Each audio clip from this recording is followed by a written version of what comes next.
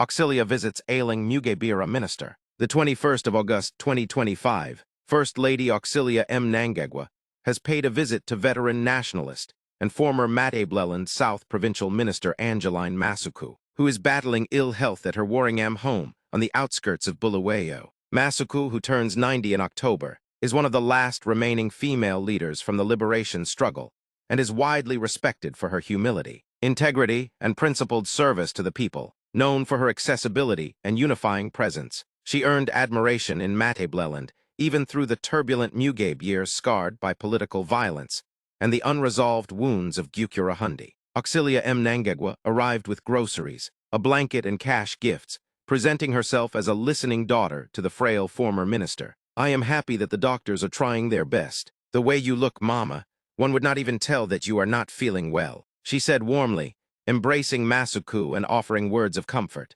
The emotional Masuku shed tears of joy, praising the First Lady's Angel of Hope Foundation and extending gratitude to President Emmerson Mnangagwa, whom she described as a man of his word. However, for many observers, the visit reflects a familiar pattern where the Mnangagwas use carefully staged public gestures to project a compassionate image. Critics argue that these soft displays of humility sharply contrast with the violent and repressive legacy of the Mnangagwa administration.